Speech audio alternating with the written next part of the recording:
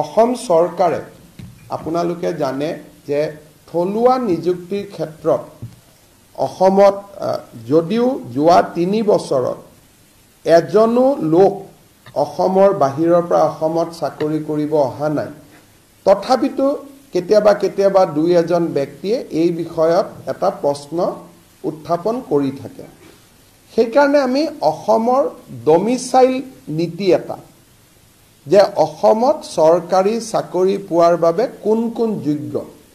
এই ডমিসাইল নীতি এটা আমি খুব সোনকালে প্ৰকাশ কৰিবৰ বাবে আমি সিদ্ধান্ত লৈছো অসমৰ বিভিন্ন ব্যক্তিৰ লগত মই অনানুষ্ঠানিকভাৱে এই দিশত কথা পাতিছো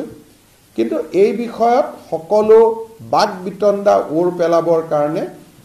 প্ৰথমতে তৃতীয় আৰু চতুৰ্থ বৰ্গৰ কাৰণে পিছত আমি তাক আগবঢ়াই লৈ গৈ থাকিম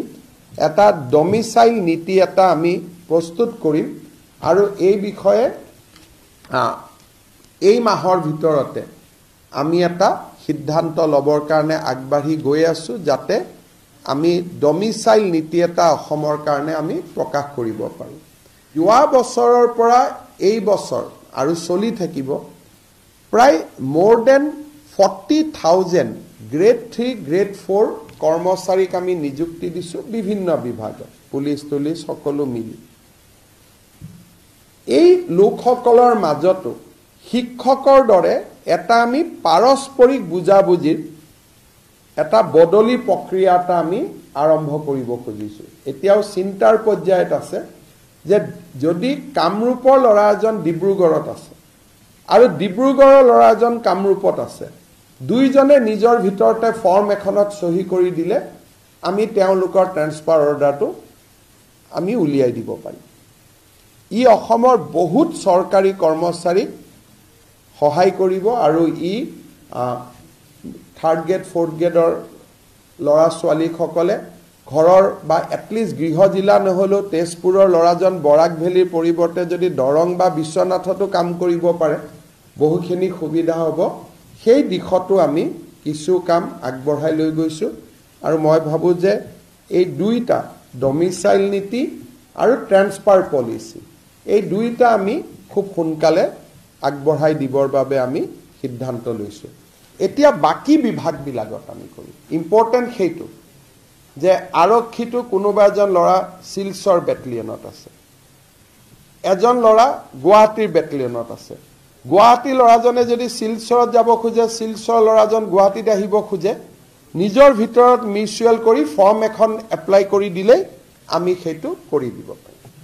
we have already 30% reservation in Assam government employment and we continue to all our programs are led by women empowerment rather we are being criticized for more bias towards the women all along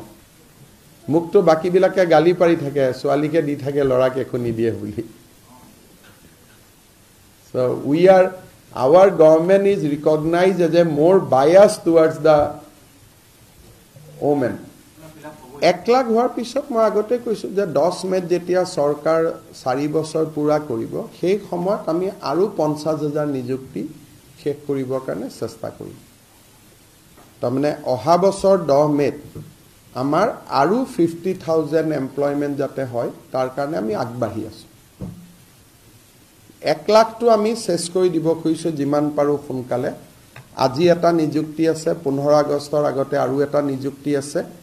1 lakh সংখ্যাটো আমি অক্টোবৰ মানত পাই যাম অক্টোবৰ নৱেম্বৰ মানত আৰু তাৰ পিছত 10 মেৰ ভিতৰত আমি আৰু 50,000 নিযুক্তি দিম